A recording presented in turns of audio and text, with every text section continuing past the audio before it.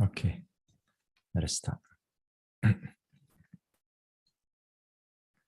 Kayena vacha chittena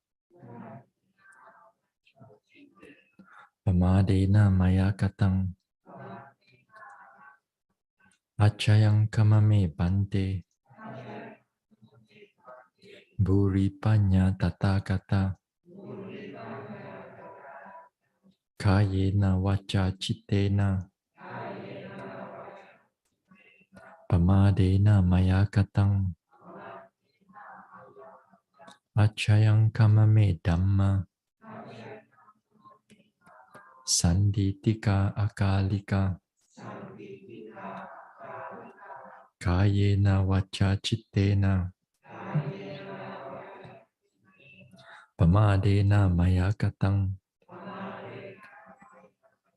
achayang kamame sangha supatipana anuttara sadhu sadhu. Namo tassa bhagavato arahato samma sambuddhassa.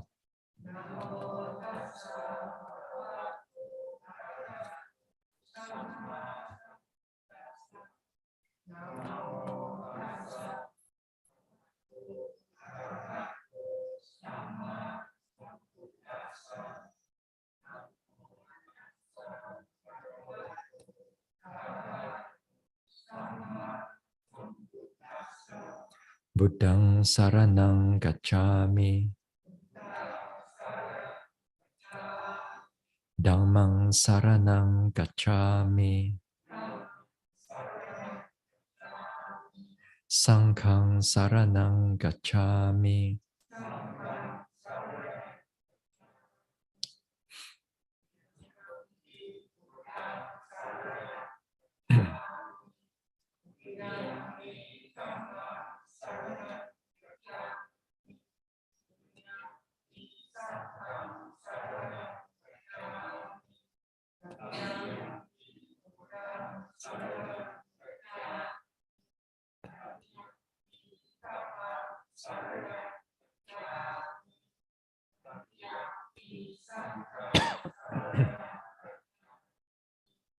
Tisarana gamanang paripunang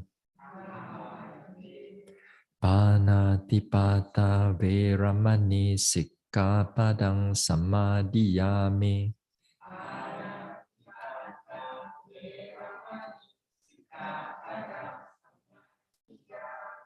Adina dana veramani sikkhapadang samadhiyami.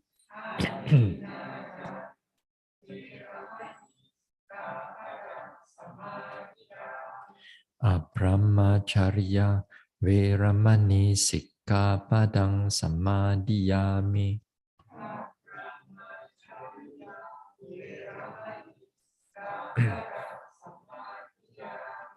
Musavada veramani sikkhapadang samadhiyami.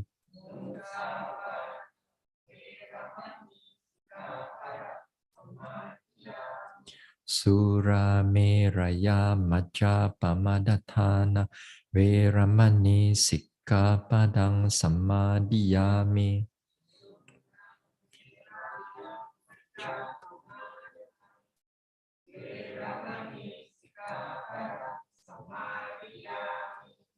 Vikala bhojana veramani sikkhapadang samadhiyami.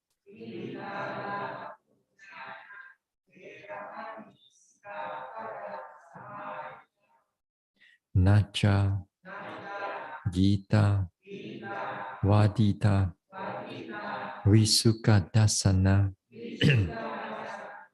Malaganda Vilepana Dharana Mandana Vibhusanatana Veramani sikkhapadang samadhiyami.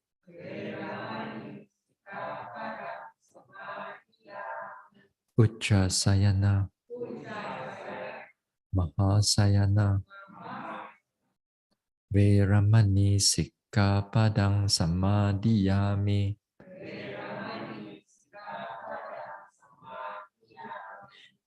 Idang me silang Magapala Jnanasa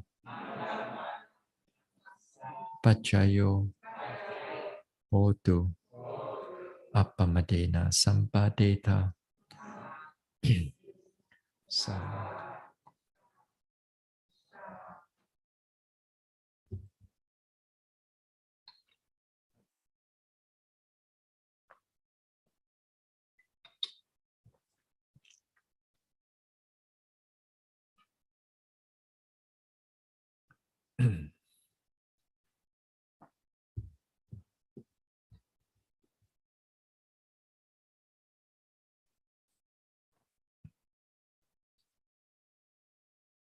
okay, let us do some guided Maranasati before we start the Q&A.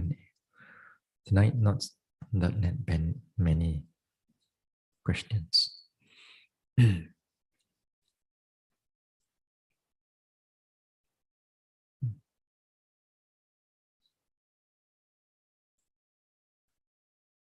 All right. Let us all relax. Relax the mind. Keep it present, calm and peaceful, open and clear.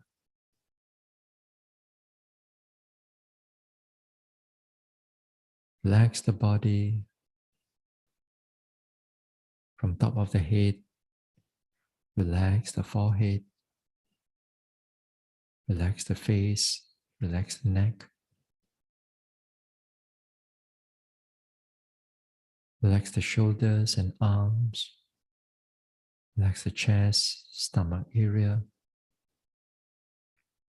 Relax the spine, the back, the hips, the buttocks, down the thighs, knees, calves, to the ankles, soles, toes. So relax the whole body. Keep the mind open, calm, peaceful, and mindful.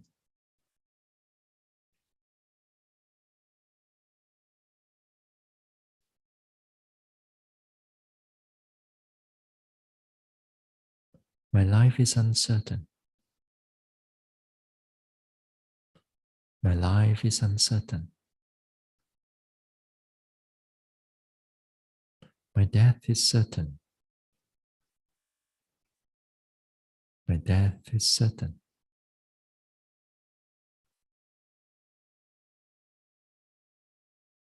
My death is sure to come.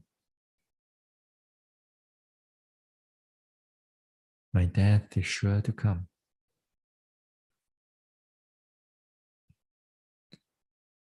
I do not know when it will come, or how it will come, or where it will come.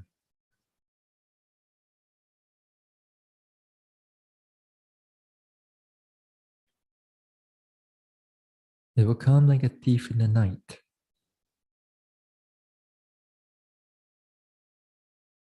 Robs everything away. Our health, wealth, possessions, all our gains, name, fame.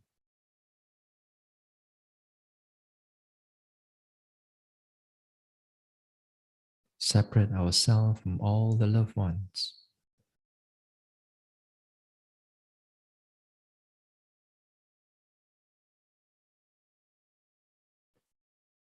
Will take everything away.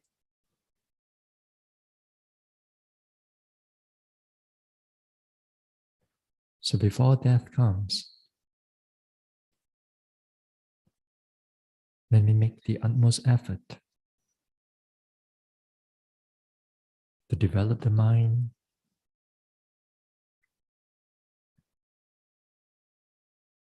to develop all the wholesomeness,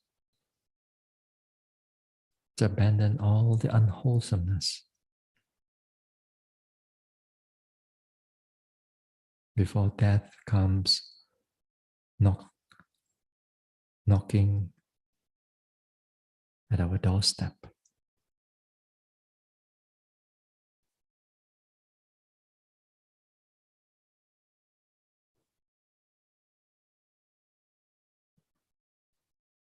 My life is uncertain. My death is certain.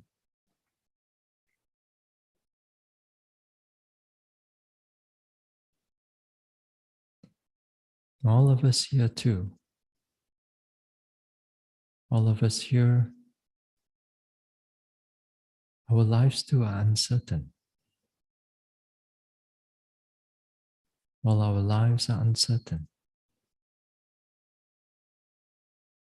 Our death is sure to come. Our death is certain.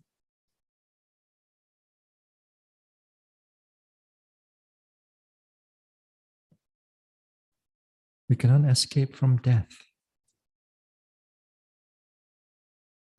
And when it comes, it will take everything away.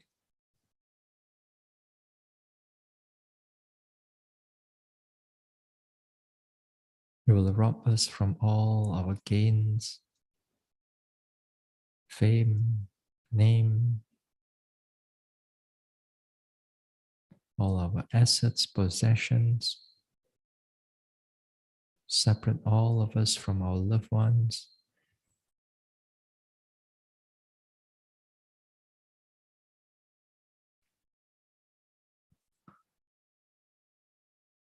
When it will come, we do not know how or where it will come.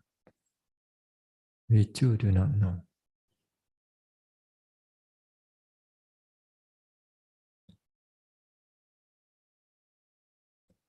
So before death takes over this life, let us strive, let us develop the mind to the highest degree as possible.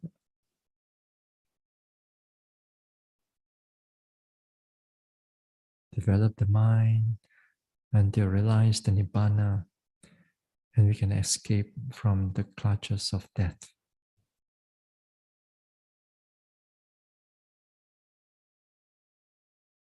So we make the utmost effort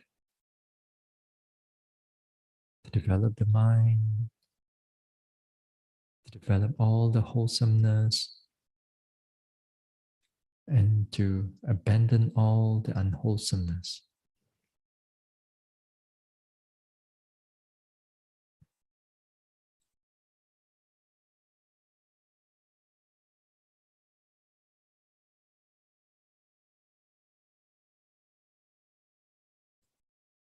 All beings, if they have life, truly too, they will meet with death. As long as the beings are in samsara, then all the beings will have to face with death.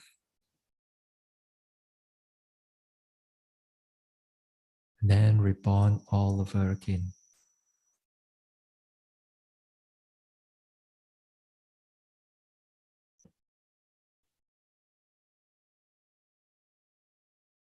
So samsara is uncertain,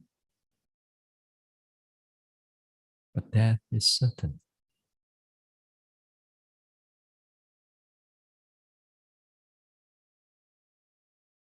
So before death comes, let us all make the utmost effort to strive to develop the mind until enlightenment is achieved. To develop all the wholesomeness as much as possible, to abandon all the unwholesomeness, before death takes this life away.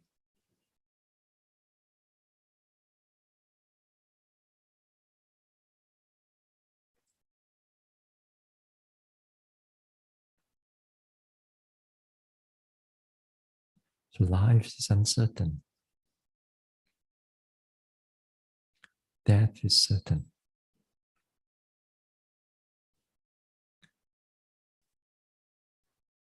Life is uncertain and death is certain.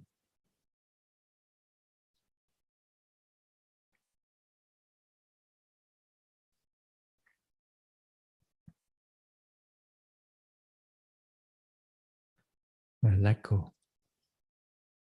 Let go of the reflection, the contemplation. Bring the mind back again to the body. Feel the presentness of the mind onto the rising, falling, onto the sitting, here and now. And then slowly open our eyes.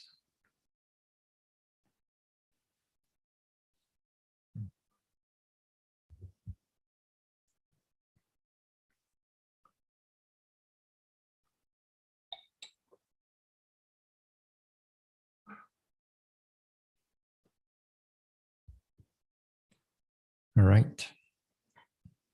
So there are a number of questions, but not that many.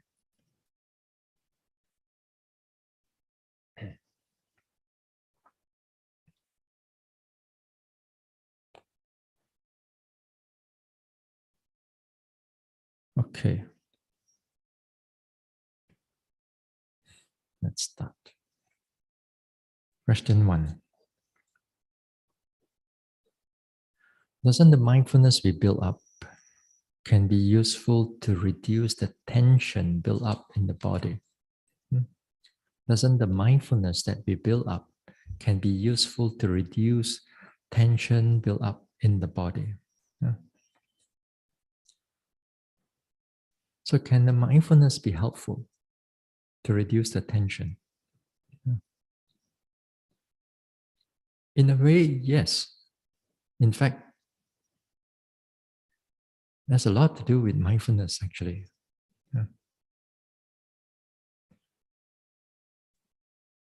You see, when the tension builds up in the body, due to the imbalance of the faculties, let's say, and it builds up in the body, the tension when it builds up in the body is going to last.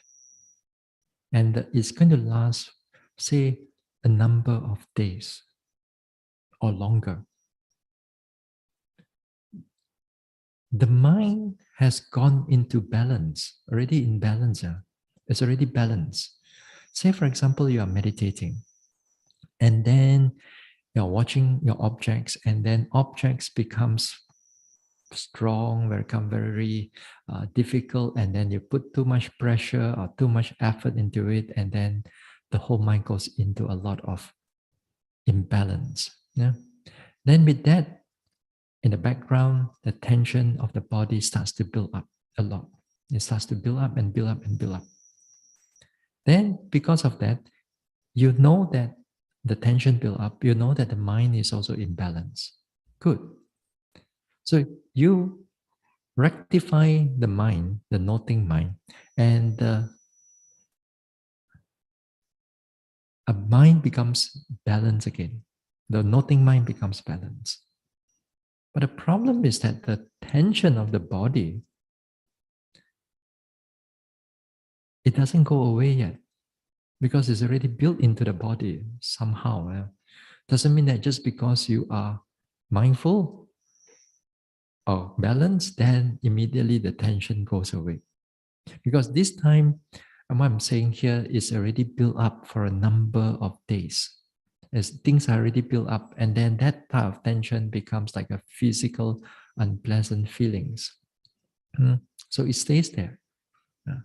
So sometimes it makes meditation difficult to do, which is true. But how does the mindfulness help them?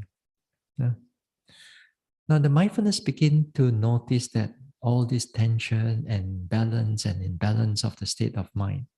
That means it knows the mind, it knows the body. Yeah? Then we keep on build up that mindfulness, a soft, calm, clear mindfulness. Uh, Not the active type of mindfulness, but more of a calm type of mindfulness. So with that calm type of mindfulness, that means that there comes together with more uh, relaxation, more equanimity, more tranquility, more a bit of samadhi or concentration, that area as aspect. Then we incorporate that together with the mindfulness. So together with that mindfulness, then sometimes after a day or two or three, because of that mindfulness and you building up, then slowly and slowly the tension starts to reduce. Because of your because of the mindfulness that's noticing all these things is happening. Yeah. So when the mindfulness is there, yeah, it helps a lot of things. Yeah. Yeah. Generally, we say that if the mindfulness is strong, usually most of the time the mind is in balance. It's in balance if the mindfulness is strong. When the mindfulness is not strong, then that can be a problem. And that can be a problem at times. Yeah? Hold on.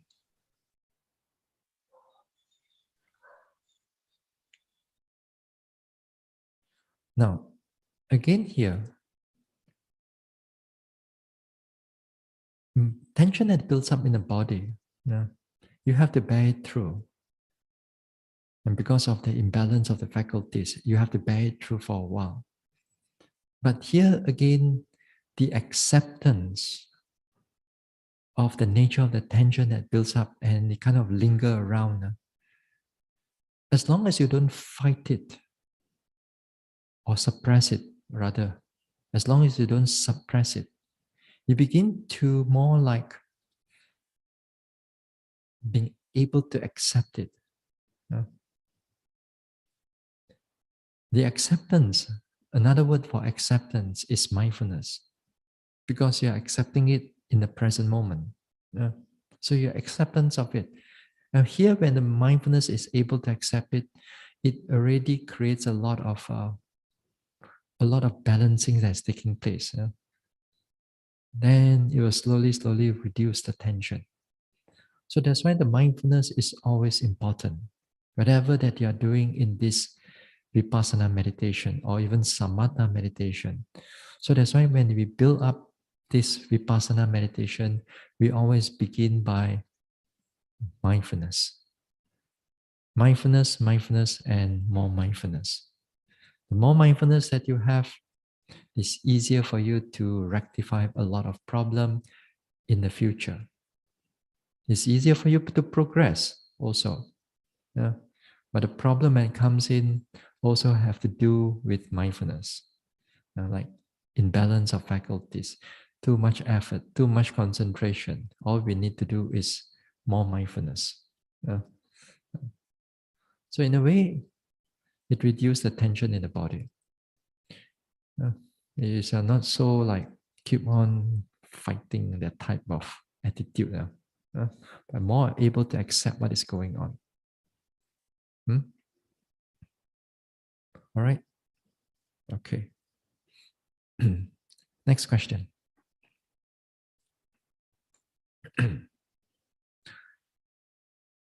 When observing memories of the past unwholesome actions or speech, often there is a tendency for the mind to push them away due to the fear of bad karma and also shame and regret on having performed these actions.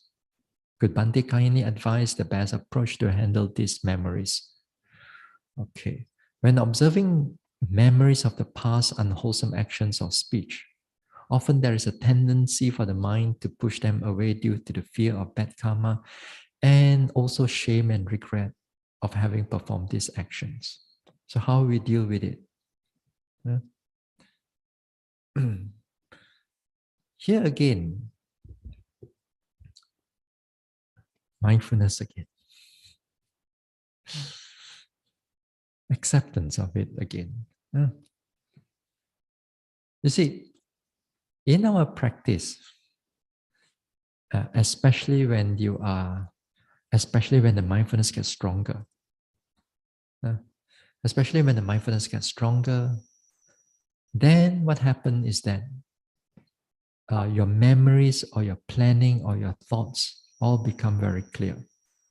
I'm not to say very clear, but clearer than before. Okay, clearer than before. And sometimes some yogis also notice that the clear aspect of it, even like things that actions or places that you have gone or things that you cannot remember during your everyday life, but you can able to recall them back in your meditation. Yeah. During in your meditation, you can recall them back. And sometimes when you recall them back, it feels so clear. You can see faces. You can see yourself inside it. You can see a lot of things that's happening there. Clearly this one. But the thing is that sometimes our mind can change the whole scenery. Yeah, and change it to suit to your current thing.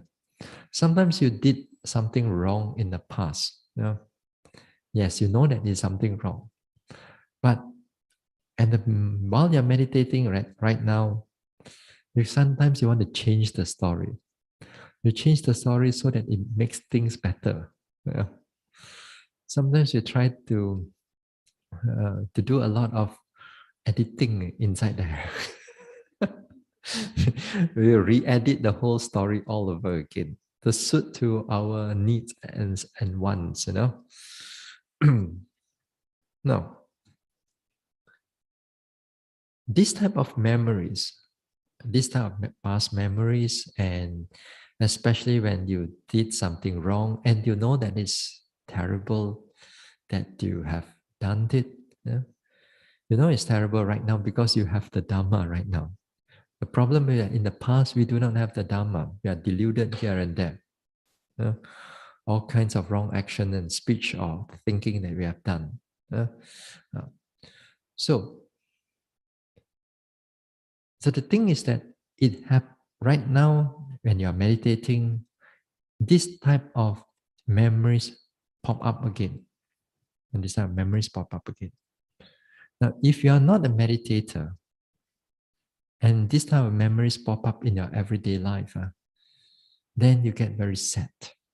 You can feel a lot of regret. Your mood and your emotional aspect begins to have a lot of sadness and a lot of all these type of regrets and so on. And with that, actually, what happened is that right in the present moment, when you're recalling those things, and right now you are sad and you are this one, then again you create fresh karma because you do not know how to handle those memories, and it create fresh karma again, unwholesome karma, which because of the sadness, because of the fear, because of the shame that arises, all together, and then it goes into the future. Then it goes into the future again. Let's say you think about all the past memory, and yet at the same time you cannot able to control it. You do not know how to control them. Then it produce even more karma.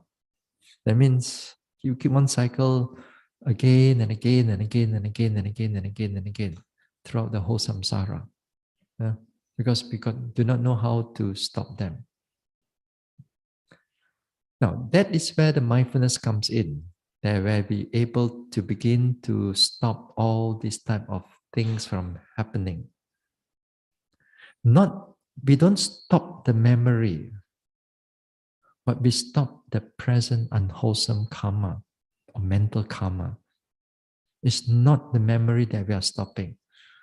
The problem is most of us is that when this type of memories come in, we try to suppress it. And when we suppress it, again, here we're doing with a lot of aversion, a lot of anger. And then sometimes we suppress it too much and then it explodes again, then our mind go crazy. Go into a lot of anxiety, a lot of depression, and so on. That's very unhealthy to the mind. So the mindfulness comes in to help us to rectify this whole situation. Now, how does the mindfulness help to overcome this problem? Now, here again, this is the acceptance part of it. Acceptance and mindfulness is synonymous. Acceptance and mindfulness is synonymous. That means right now, if those memory comes up in your walking or in your sitting, and it's a very things that you've done something wrong in the past, and it becomes very clear in the present. Right now is that mindfulness comes in, being aware of it. You be aware of it, and you don't fight with it. Don't try to suppress it because it is a prominent object right now. You learn to feel your regret at this moment of time, because doesn't mean that this type of mindfulness come in is suddenly all your regret gone, It's not so fast yet, but we are building up. We learn to deal with this type of thoughts because the noting mind or ourself has to get used to this type of thoughts. So when we get used to this type of thoughts, when it comes in, we put the mindfulness there, we're aware of it, we learn to accept it. If the anger arises or the sadness arises, we take note of it again and again. Sadness, or anger, or fear, or seeing, or memories. Pay attention to it again and again. And we need to do that in order to face it again and again. First few times, you're going to fail. Because all this emotion is going to overwhelm you. All this emotion is going to overwhelm you. Tears is going to come out or whatever. So your job during that time is to make sure that when it is come up, make sure that you pay attention to it again and again. With mindfulness. Don't try to suppress it first few times. Now, once you gain more and more mindfulness with all your practice and so on, then in the future, with these same thoughts that arises, all this memory arises, then because of the mind is much more stronger, you pay attention to it because the mind knows how to deal with it. The mind knows how to being aware of it. So it picks up this object right now. And here, when the mindfulness is there, it notices the memory. Then at times, you may feel that the emotion aspect of it or the regret aspect of it begin to lessen and lessen. It doesn't affect you that much anymore, but still a little bit. Okay, it's still a little bit. Then, in the future, if it comes up again, then this time when your mindfulness has developed further, then what happened is that the same memory is going to come up. But right now, when you pay attention to it, no regret, no sadness, no this one. In other words, your mind is healed from it. That means that the thoughts does not affect you anymore. You see? It's not the memory we try to suppress. We always catch the snake at the wrong end. Which end is supposed to catch the snake?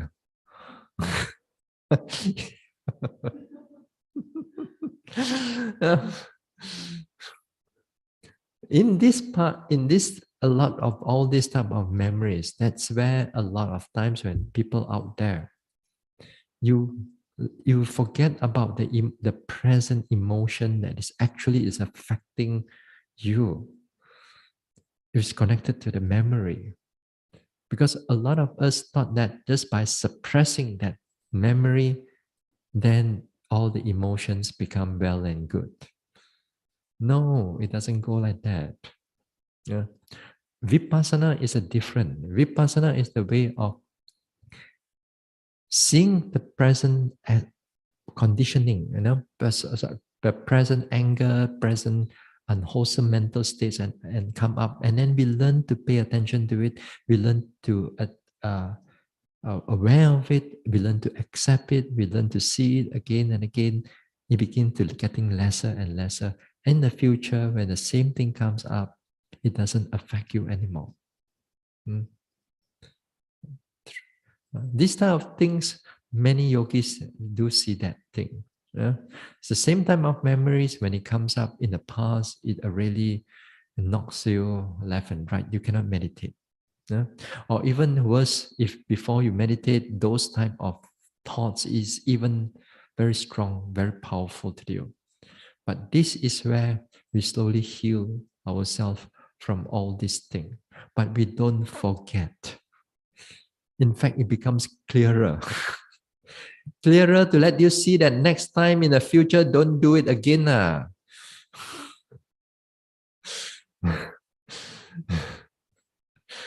It gets you. It becomes so clear. You see that every time it's so clear, and then all the emotion that comes again, then you become wise up, become wiser, because you see the cause effect all the while, like that. And then you have to meditate and then to reduce it. Then therefore, in future, when you see these types of things, you begin to, because of you see the true nature of what is happening, you know how to naturally how to pull yourself away from that thing, away from this unwholesome action, unwholesome speech, unwholesome thought. Not you just have to read from the book, oh, this one unwholesome, let's do it. But you're just following the book right now. You follow somebody talking, which also is good, not to say it's bad, but you do not know what is the condition behind it. So as a Vipassana yogi, our prevention is because of one of these things is because of we directly see the nature of all this cause effect that's happening in the mind, whether it's wholesome or unwholesome. So the wholesome part, we perform more. We know that this when we recall the wholesome part of it, the joy and the faith arises. And that joy and the faith arises. Sometimes this joy and faith, you put all the thoughts aside, you keep the joy and faith, you put it into your noting, then the noting becomes much more better. So it becomes a foundation for this one. So if it's an unwholesome one, then we don't forget, but we stop the present one. We begin to stop the present one, it don't create any more further unwholesome karma. That means for that one, it actually stopped. Yeah? So it's good. Yeah? So it's good in that way. All right, let's us go to the next question.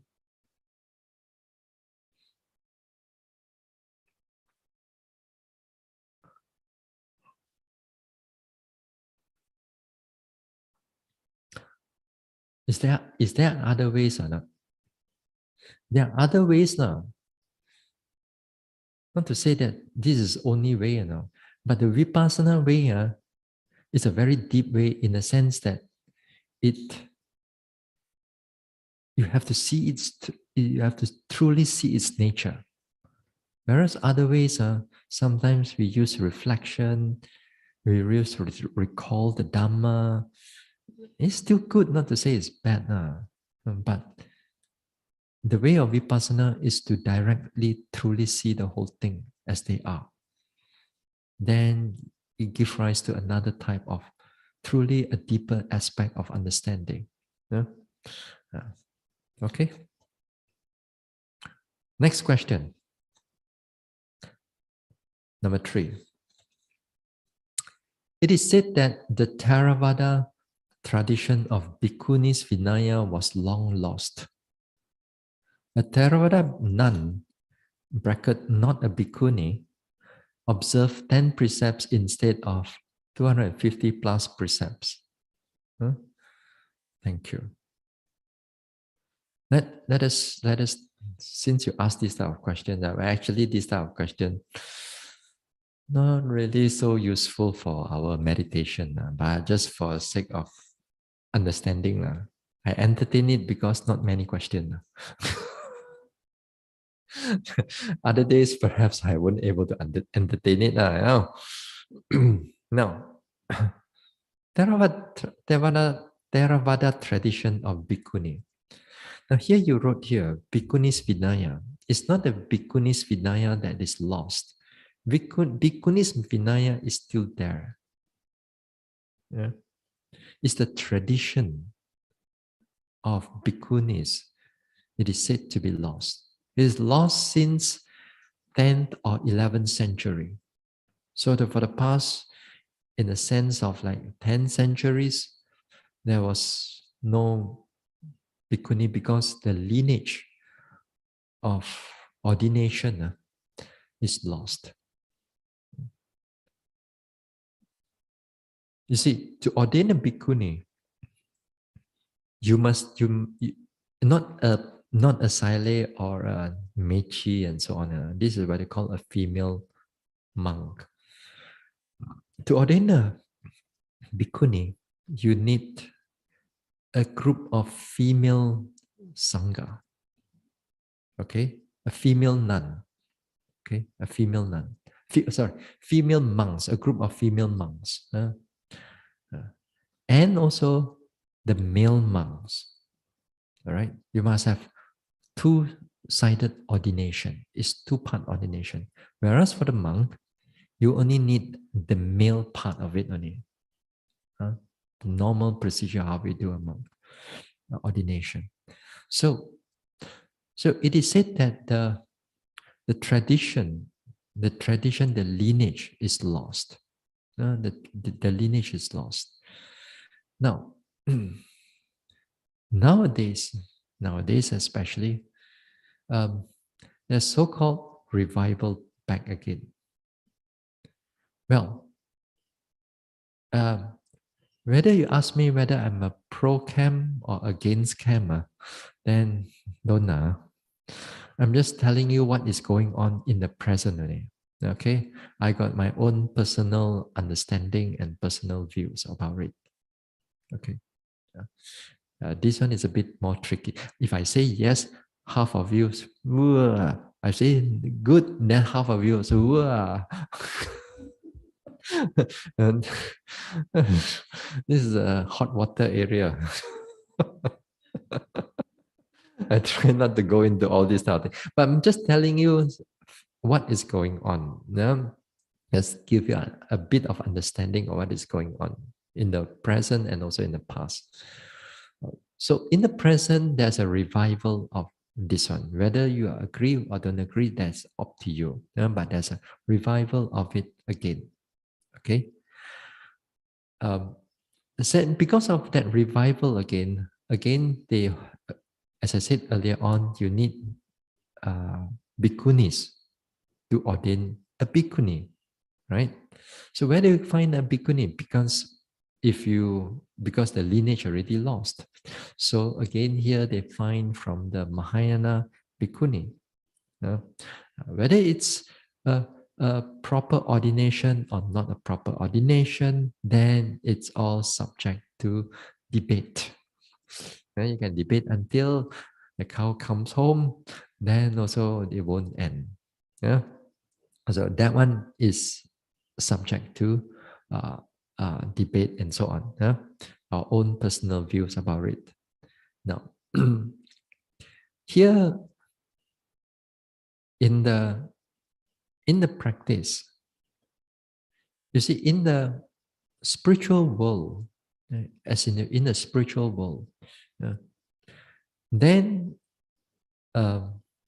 female devotees or yogis, they also want to become nun.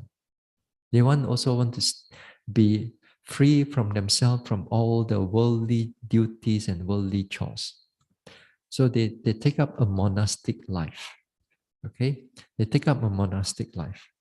So when they take up a monastic life, okay, now here in the Theravada nun, not a bhikkhuni, but a Theravada nun, then they are supposed to take up either 8 precepts or the 10 precepts. The 8 precepts, you can handle money. Okay? The 10 precepts, you cannot handle the money. The 9th precept is what we chant in the 8th precept, it divided into 2 parts. Then I know.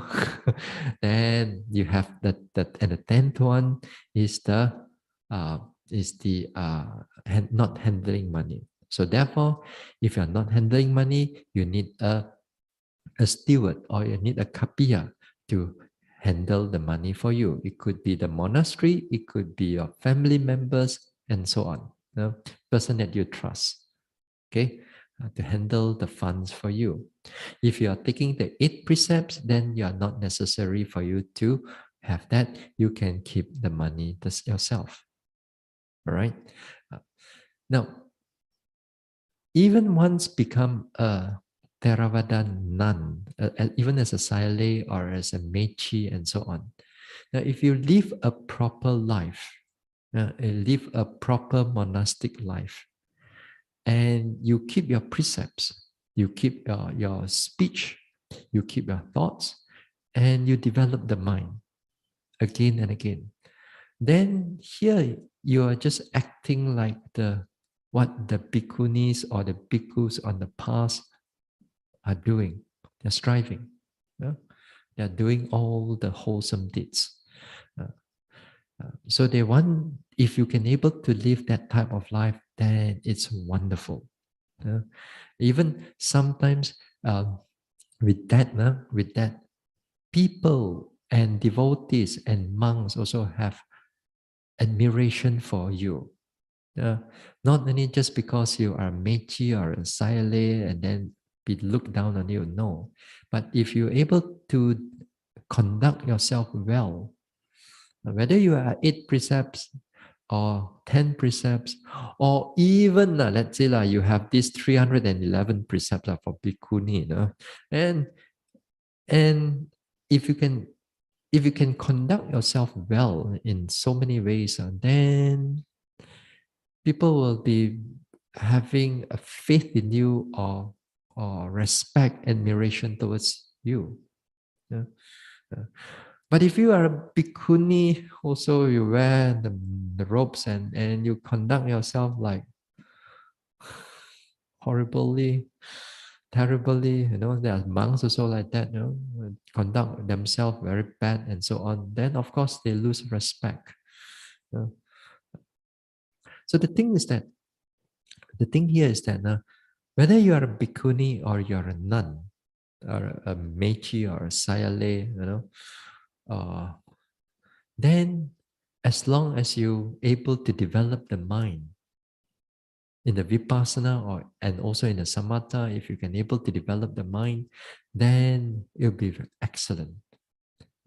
You'll be worth the time staying as a nun or staying as a monk.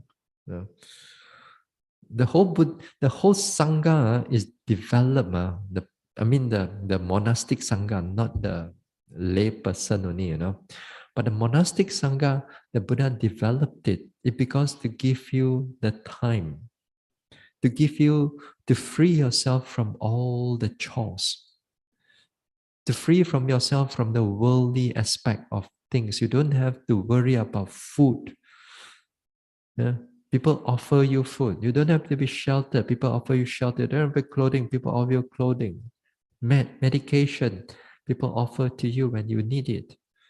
So you don't have to worry about all these things where lay people have to worry. Yeah. So when you don't have that, it means time is on your side, right? Time is on your side. Not because you come to become a monk or a nun, because you have a heartache problem, or your husband run away,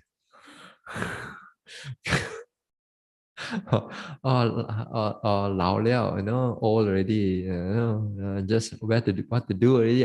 Go monastic life lah, Not like that. Not all these things. There's all these TV series only. All this, all this wrong. The whole purpose is that because it creates the opportunity, the time.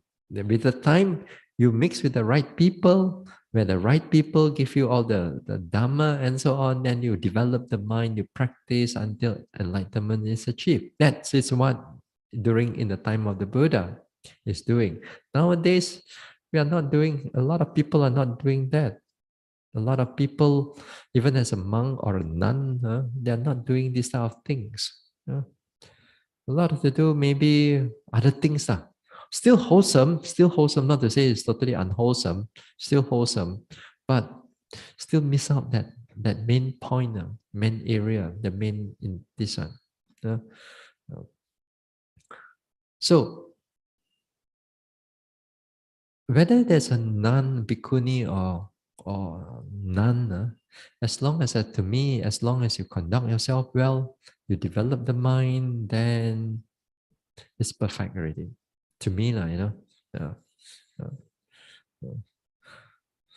Okay. Yeah, we keep it there. Okay. Don't next week follow up another question on bhikkhuni again. Then I'm having a problem because this thing is also in a way recorded in the there, the Facebook or YouTube. Okay. So this only a three from the yogis over here. So there are also a few from online also. Next one. All right. Next question. Sometimes some teachers use the term capturing the object, inverted comma, capturing the object as a way to note an object, implying that the noting needs to be fast and precise. Can you explain this in detail?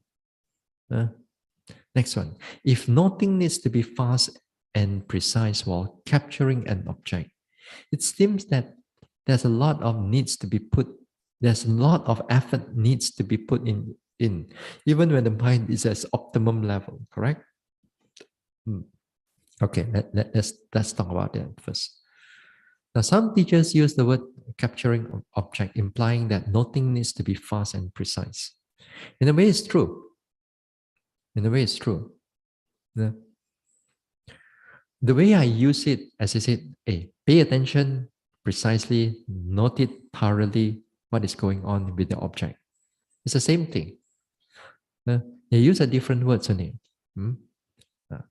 But usually when as I said, paying attention or grasping an object, especially people read, sometimes they don't explain further than that.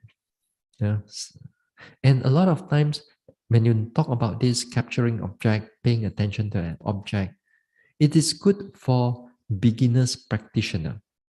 It is good for them because the mind is running here and there. So what do they need? They need an object so that their mind can capture upon it, to hold upon it, to pay attention towards it. It is good. Then they pay attention to what is going on. But then when you go into a deeper aspect of development, capturing an object is the slightly different meaning. Because you are talking about the dynamicness of the mind, of the attention, not Not everything is slowed down and one taking up like that. That's it, Whereas when it goes into a more advanced practice, capturing here means you keep on able to follow the object clearly. Yeah? You follow the object. That means you follow the object one after another. And and a lot of times you don't have to purposely make an effort to do it. Your effort is already at the optimum level already. Your effort and your clarity is already there. So all you need to do is just follow the object and observe what is going on. And you keep on following. Sometimes the object can be running from pain, pulling pain a bit, then it goes to the next one, biting pain, tearing pain, then it goes to rising, falling a little bit, then it goes to the chest area, pulling here, then it's going to thinking, planning, and then you come back again, the rising, falling thing. Here, that means while you're noting all these type of things happening, your mind is capturing the object or noticing the object, and it's going a bit more faster than normally what you do it in the beginning. So a lot of times, sometimes yogis, and they read certain things, I have the idea that because sometimes they are lack of practice, then the understanding of those words have become quite narrow.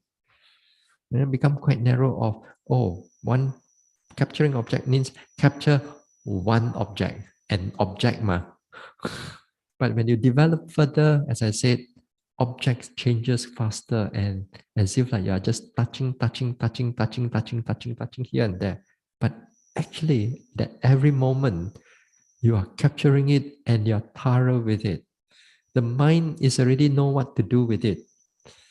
Yeah, because you are in a more different level already. Yeah.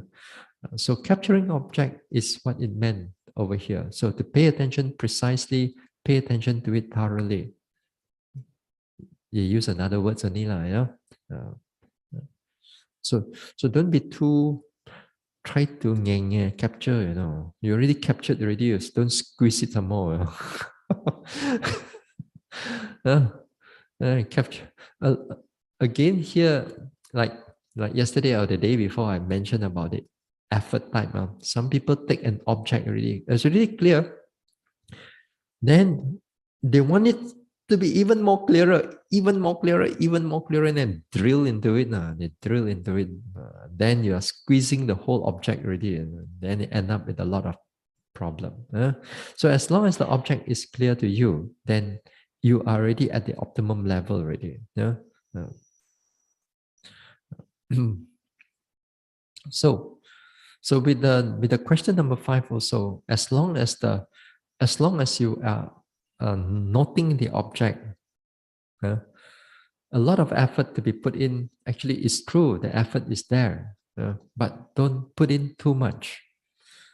Enough until object is clear enough, then it's perfect already. Don't overdo the whole thing. Uh,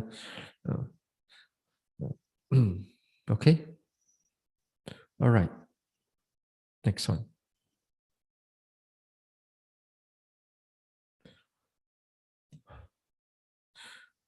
Brother Teo, the L1 turn on to number 2. Chua liao.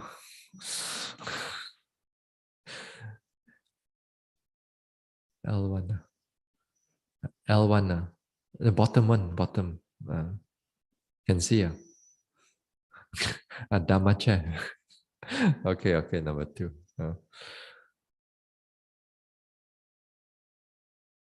Okay. All right. Okay. Yeah, every time nowadays, I have to ask younger people when looking at numbers.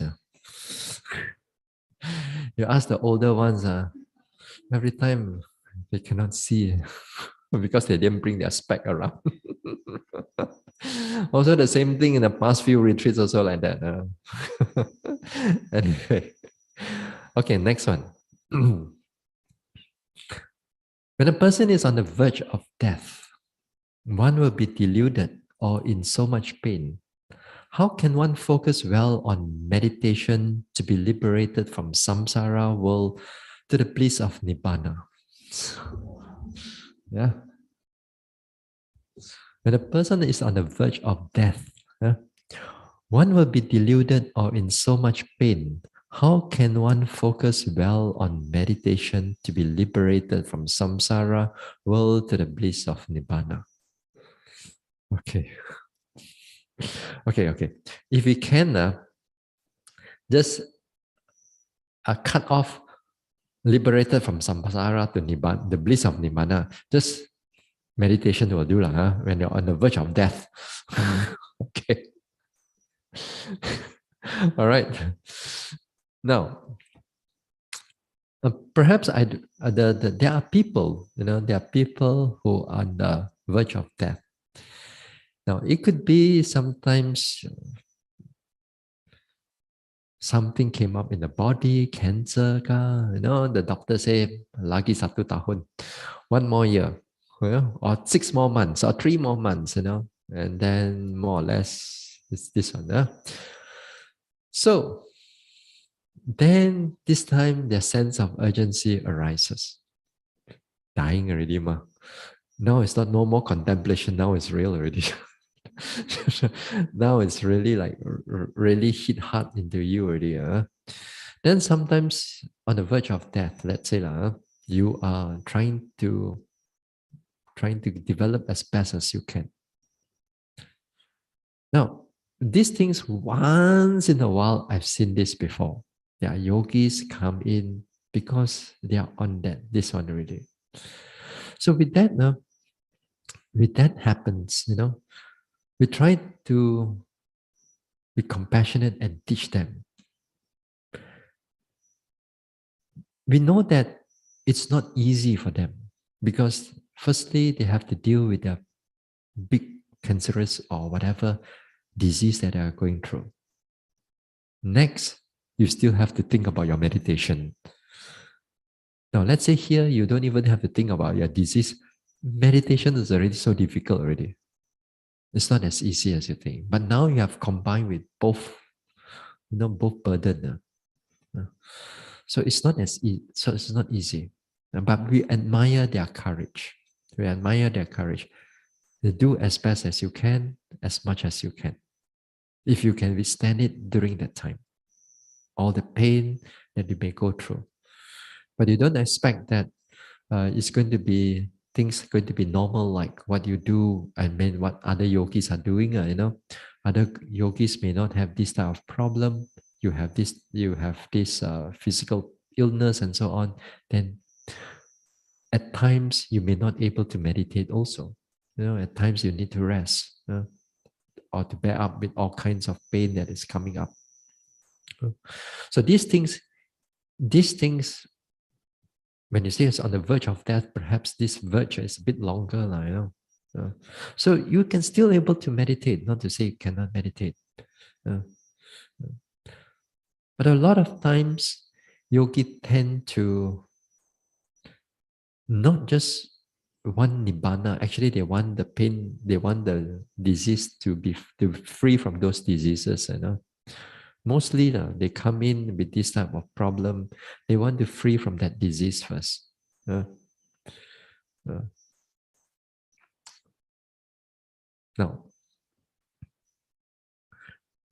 when we are on the verge of death, let's say you got dying already. At that moment of time, I've seen yogis in the past, not many, of course. Once in a while, they're on the verge of death. They're also quite well practiced. Quite well practiced. Not to say they they have some development, some insights during in the retreat. Now, when it comes to the verge of death, then what are we going to do with them? They try to be mindful.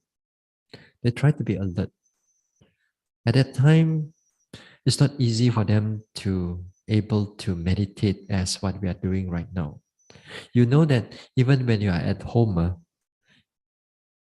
You also cannot even meditate like right now what we're doing over here. What more you are in the verge of death. Yeah? So, during in the verge of death, what we can do only is that we are able to try to be mindful and keep the mind away from all the unwholesome thoughts, and try to keep the mind to a wholesome thoughts, or try to be mindful of the present. It's easier said than done, because I've noticed also when you're dying, or some people are dying, then the mind is not clear. The mind is sometimes, due to the pain, they have to use morphine, and then that makes the mind very blur like that. Sometimes they are half awake, half not so awake. Some of them are quite awake, some of them are quite calm. So now, this time it will be good if you have a good friend or a Kayana Mita beside you, or somebody who understands the Dhamma. Here, the somebody that understands the Dhamma, you have to give prompters. You have to prompt the person to stir up their mind. That is to say, perhaps, that if the mind can still be alert a little bit, then you help the person to recall back to something good that they have done. Perhaps they offer a monk's robe. Perhaps they meditated. Perhaps they've gone from meditation after meditation. Perhaps they've done a lot of dana or sila and so on. So you kind of like prompt them. Again and again, you prompt them. You prompt them for them to recall. Yeah? If this person likes to, say, do a bit of chanting, they like chanting. So perhaps sometimes do a bit of chanting for them. Some people doesn't mean that all Buddhists like chanting, Not all Buddhists like chanting. But chanting is part of the thing at the end of the verge of death. So here, sometimes if they are familiar with this type of voices, when they hear it, it prompts them to recall back to the wholesome states of mind. So you help them to pull the mind back. It's not easy for them to go into pull to recall all these type of things. Sometimes if you are sick and your mind is already blur, like body is like no energy, terrible going, and then try to note the mind and see whether you can recall anything or not. So it's difficult to recall. A few years ago, I have food poisoning. It comes with fever and all that, then it's completely flat. The mind also is not so easy to recall. I mean, I'm trying to be mindful. I know. What do I try to recall, try to be mindful, and so on? Well, it's taken a strong effort now. But after that, because of the bodily problem, and then after that, you go blur again. So if you have on the verge of dying, if you have somebody beside you, if you have, then try to recall it, to help the person to recall all these type of things. Or perhaps that if there are monks around or people around, then you invite the person to come over, so that at that moment when he or she is clear enough, to make him to do some offerings and so on. At least there is some present action, a present action without needing to recall, but a present action that you do something wholesome, then to make him or her to rejoice. And hopefully with that type of memory, and she can able to hold on to it, and then if she pass away or he pass away with that, that would be a good rebirth, a better rebirth. Yeah. So on the verge of death, a lot of things we cannot do anymore.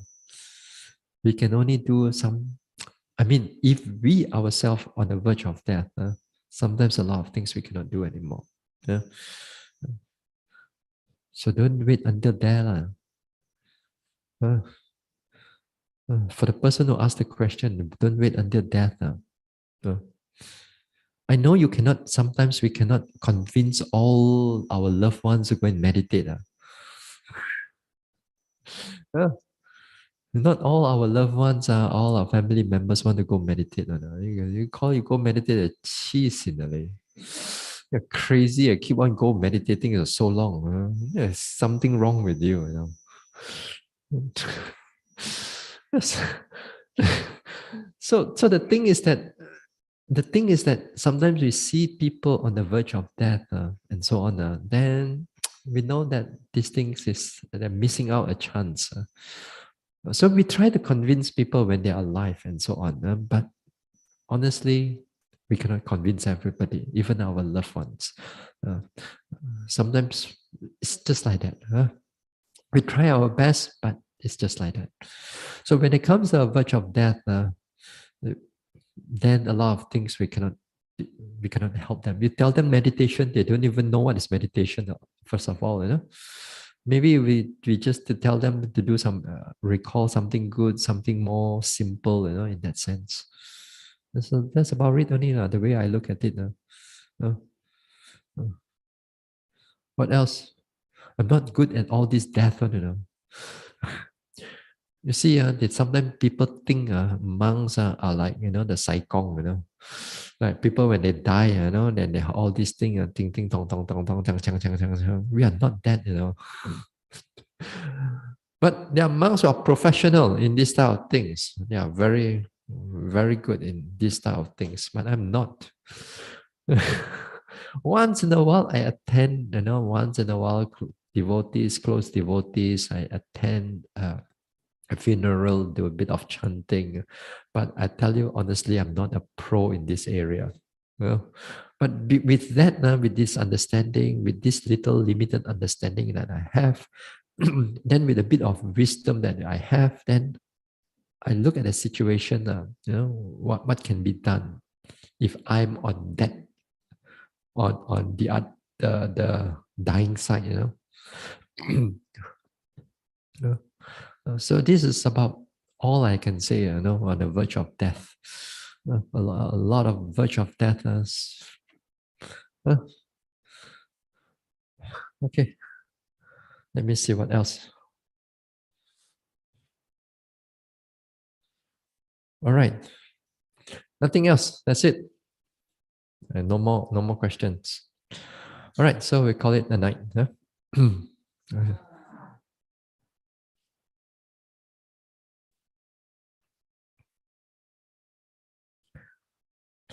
Okay, we continue the Dhamma talk on Monday again. All right, we share merits. Idang me bhavanang nibbanasa pachayo hotu. May my mental cultivation be a condition for the realization of Nibbana. Imang no punya bagang sabba satanang dema. We share these merits with our departed ones, with all beings and all the devas. Sabbe satta sukhi hontu anumodantu. May all beings be happy. May they rejoice in these merits. Sadhu, sadhu, sadhu, sadhu.